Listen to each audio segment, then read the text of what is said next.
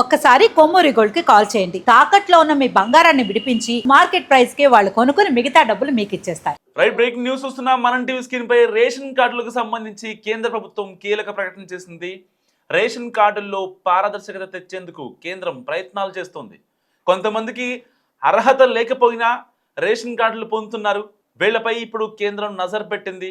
అక్రమ మార్గంలో రేషన్ కార్డులను పొందుతున్నారు. ఇలాంటి వారిని నివారించి నిజమైన అర్హులకు మాత్రమే లబ్ధి చేకూర్చాలనే ఉద్దేశంతో కేంద్రం చర్యలు చేపట్టింది. అందులో భాగంగా రేషన్ కార్డుల రీవెరిఫికేషన్ చేపట్టి అనర్హులను తొలగిస్తోంది. ఇప్పటివరకు తెలంగాణలో మొత్తం 1,40,000 మందికి రేషన్ కార్డులను రద్దు చేసింది కేంద్రం. అనర్హులుగా తేలడంతో వీరికి రేషన్ కార్డు కట్ చేసింది. అటు ఏపీలో 102 రేషన్ కార్డులు రద్దు చేసింది.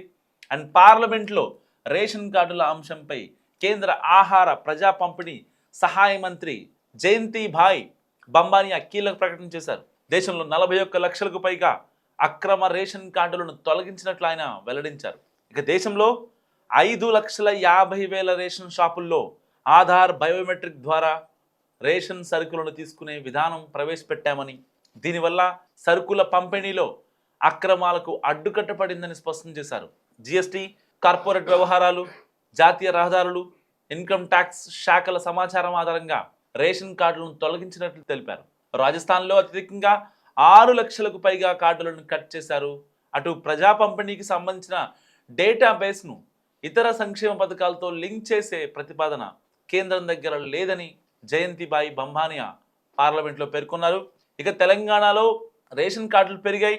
రేవంత్ ప్రభుత్వం వచ్చాక 15 లక్షలకు పైగా కొత్త కార్డులు పెరిగినట్లు కూడా కేంద్రం వెల్లడించింది.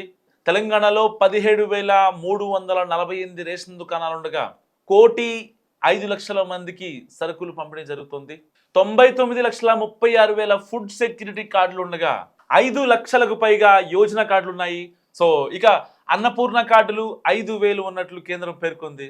జిహెచ్ఎంసీ చుట్టుపక్కల ఉన్న జిల్లాల్లో ఎక్కువ రేషన్ కార్డులు ఉన్నాయి. హైదరాబాద్లో 8,40,000 రేషన్ కార్డులు ఉన్నాయి. ఇక రంగారెడ్డి జిల్లాలో 6,50,000 కార్డులు అండ్ మల్కాజ్గిరి జిల్లాలో 6,40,000 కార్డులు ఉన్నాయి. అతి తక్కువగా ములుగు జిల్లాలో 1,02,000 కార్డులు ఉన్నాయి. దేశవ్యాప్తంగా 3 నెలలకు సంబంధించి రేషన్ను ఒకేసారి ఏప్రిల్లో పంపిణీ చేసింది కేంద్రం. సో దేశవ్యాప్తంగా లబ్ధిదారులందరికీ ఒకేసారి ఏప్రిల్, మే, జూన్ ఈ 3 నెలల కోటా ఒక్కసారి అందించింది. ఎండల క్రమంలో మళ్ళీ వాళ్ళు వచ్చి ఆ రేషన్ షాపుల దగ్గర వెయిట్ చేసి వాళ్ళకి ఎలాంటి ఇబ్బంది లేకుండా కేంద్ర ప్రభుత్వం ఈ నిర్ణయం తీసుకుంది. కేంద్ర ప్రభుత్వం సంచలన నిర్ణయం తీసుకుంది. దేశవ్యాప్తంగా 40 లక్షల రేషన్ కార్డుల రద్దుకు ఇప్పుడు ఆదేశాలు జారీ చేసింది. పార్లమెంట్లో కేంద్ర మంత్రి కూడా ప్రకటించారు. ఏదైతే నిబంధనలకు విరుద్ధంగా ఉన్నాయో అలాంటి కార్డులు తొలగించాలని కూడా కేంద్రం డిసైడ్ అయింది. ఇప్పటికే రేషన్ కార్డుల డిజిటలైజేషన్ ప్రక్రియ కొనసాగుతోంది దేశవ్యాప్తంగా.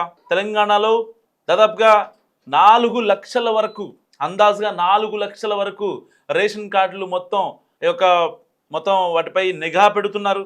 సో ఎక్కడో ఉంటూ వలస వచ్చి సొంతూళ్ళలో రేషన్ పొందుతూ మళ్ళీ ఇక్కడ కూడా ఏదైతే వాళ్ళు హైదరాబాద్, బెంగళూరు వంటి ప్రాంతాల్లో ఎప్పటి నుంచో నివాసం ఉంటున్నామని చెప్పి రేషన్ కార్డులు తీసుకునే వారిపై అక్కడ ఇక్కడ డ్యూయల్ లబ్ధి పొందుతున్నారో ఎవరైతే వాళ్లపై ఎక్కువగా ఫోకస్ చేసింది కేంద్ర ప్రభుత్వం.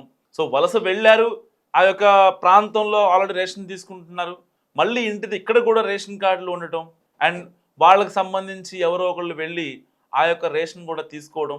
సో నిజమైన లబ్ధిదారులకు అన్యాయం జరుగుతుందనే యాంగిల్లో కేంద్ర ప్రభుత్వం ఈ కీలక నిర్ణయం తీసుకుంది. ఏదైనప్పటికీ ఇప్పటికే 3 నెలల కోటా ఒక్కసారిగా ఏప్రిల్ నెలలో ఇచ్చేసింది. ఏప్రిల్, మే, జూన్ ఈ 3 నెలలకు సంబంధించి ఏప్రిల్ 1 నుంచి కూడా ఆ యొక్క లబ్ధిదారులకు వాళ్ళకి ఇవ్వాల్సిన సరుకులు ఇచ్చేస్తున్నారు. ఎండలు ముదురుతున్న క్రమంలో ఒకవేళ మళ్ళీ ఎండలు ముదిరితే గనక చాలా ఇబ్బంది అయ్యే అవకాశం ఉంది. ఇప్పటికే మార్చి 15 నుంచి కూడా ఎండలు చాలా గట్టిగా ఉన్నాయి, తీవ్రత చాలా గట్టిగా ఉంది. సో మరణాలు కూడా సంభవిస్తున్నాయి అత్యధిక ఉష్ణోగ్రతలు నమోదవడం వల్ల. ఇలాంటి నేపథ్యంలో ఇటు మే, జూన్ ఇంకా ఎక్కువ ఎండలు ఉండే అవకాశం ఉంది కాబట్టి ఏప్రిల్ నెల కూడా దానికి సంబంధించి 3 నెలలకు సంబంధించి కోటాను ఒక్కసారి రిలీజ్ చేశారు. దీని వెనకాల ఎండల ప్రక్రియ కాకుండా దీని వెనక డిజిటలైజేషన్ ప్రాసెస్ కూడా ఉంది. ఈ యొక్క రేషన్ కార్డులని కనుక డిజిటలైజేషన్ చేస్తే చాలామందికి ఇబ్బంది అవుతుంది. సో అందుకనే ఒక్కసారిగా గోదాముల్లో ఉండే సరుకుని లబ్ధిదారులకు ఇచ్చేస్తే ఇటు మనం గోదాములు క్లీన్ చేసుకోవచ్చు. సో దానికి సంబంధించిన ప్యాటర్న్ కొంచెం మార్చేసుకోవచ్చు. జిఎస్టీ స్లాబ్లు కొంచెం మారాయి కాబట్టి. అండ్ ప్యారలల్గా ఈ రేషన్ కార్డులను డిజిటలైజ్ చేసి సరిగ్గా మే లేకపోతే ఏప్రిల్ ఎండింగ్ కావచ్చు, మే స్టార్టింగ్లో కావచ్చు. సో 1 మంత్ అప్పుడు వీళ్ళకి టైం ఇస్తారనమాట. ఎవరైతే కార్డులు వెళ్ళిపోయాయో, ఎవరైతే కార్డులు వెళ్ళలేదో, ఎక్కడి నుంచో వచ్చి ఉంటారు ఇక్కడ, వాళ్ళకి ఆల్రెడీ రేషన్ కార్డు ఉంటుంది. వాళ్ళ ఊళ్ళో కూడా రేషన్ కార్డు ఉంటుంది. వాళ్ళ ఊళ్ళోనేమో రేషన్ కార్డు వాళ్ళ నాన్న తీసుకుంటాడు, వాళ్ళ అమ్మ తీసుకుంటుంది. ఇక్కడేమో వాళ్ళ పిల్లలు, వాళ్ళ అమ్మమ్మ, వాళ్ళ తాతయ్య వాళ్ళు ఇక్కడ తీసుకుంటారు. సో అలాంటి అంటే రాష్ట్రాలు మారుతున్నాయి కానీ లబ్ధిదారులు మాత్రం మారట్లేదు. లబ్ధిదారులు సేమ్, అక్కడే ఉంటున్నారు, ఇక్కడే ఉంటున్నారు. సో అలాంటి వాళ్ళని ఎట్టి పరిస్థితుల్లో అరికట్టాలనేదే ఇప్పుడు కేంద్ర ప్రభుత్వం యొక్క నిర్ణయం. దీనివల్ల సో ఏదైతే ట్యాక్స్ పేర్ల సొమ్ము పేదలకు వెళ్ళాలి, ఏదైతే ఇప్పుడు దేశాన్ని నడిపిస్తుంది ట్యాక్స్ పేర్లు, ఆబ్వియస్లీ ఎవరు అవునన్నా కాదన్నా. ఇప్పుడు మనం ట్యాక్స్ కట్టకపోతే పెట్రోల్ బంక్కి వెళ్ళి పెట్రోల్ కొట్టించుకొని ఒక 3 రూపాయలు 10 రూపాయలు ప్రభుత్వానికి ట్యాక్స్ కడితేనే కేంద్ర ప్రభుత్వం అయినా ఈ ప్రభుత్వాలు నడిచేది. సో ఏదైతే నువ్వు జాబ్ చేస్తున్నావు దానికి సంబంధించి ట్యాక్స్ కడుతున్నావు. సో ఇలా దేశంలో ఉన్నటువంటి 150 కోట్ల మంది జనాభా డైరెక్ట్ ఇండైరెక్ట్గా అందరూ ట్యాక్స్ పేర్లే. ప్రతి ఒక్క ఇంట్లో ప్రతి ఒక్క ఇంటికి ఒక ట్యాక్స్ పేరు ఉంటాడు. అతను మందు బాటిల్ కొంటాడా, సిగరెట్ కొంటాడా, లేకపోతే ఇంకేమన్నా గ్రాసరీస్ కొంటాడా, ఏదో రకంగా ప్రభుత్వానికి ట్యాక్స్ వెళుతున్న క్రమమే. ఆ యొక్క ట్యాక్స్ పేర్ల మనీని ఎట్టి పరిస్థితుల్లో చాలా నీట్గా క్లీన్గా వాడాలి అనేది ఇప్పుడు కేంద్ర ప్రభుత్వం తీసుకున్న డెసిషన్. దీంట్లో భాగంగా ఎవరైతే లబ్ధిదారులు అక్కడ ఇక్కడ 2 చోట్ల డ్యూయల్గా ఆ యొక్క లబ్ధిని పొందుతున్నారో, వాళ్ళు ఆల్రెడీ వాళ్ళ ఊళ్ళో 4 రేషన్ కార్డు ఉందనుకోండి, ఒక రేషన్ కార్డు 4 ఉన్నారనుకోండి ఫర్ ఎగ్జాంపుల్, అక్కడ పొందుతున్నారు. అండ్ వీళ్ళు వలస వచ్చి మేము ఎప్పుడో వచ్చాము ఇక్కడికి, అక్కడ మాకు రేషన్ కార్డు లేదు అని చెప్పి ఇక్కడ కూడా తీసుకుంటారు. సో అక్కడ ఇక్కడ 2 రేషన్ కార్డులు ఏవైతే ఉంటాయో వాళ్ళవి కట్ అయ్యే ఛాన్స్ ఉంది. మీ రేషన్ కార్డు ఉందా లేదా ఎలా చెక్ చేసుకోవాలంటే మీ యొక్క డీలర్ దగ్గరికి వెళ్ళి కాదు. సో ఇప్పటికి డీలర్కి ఎలాంటి సమాచారం లేదు.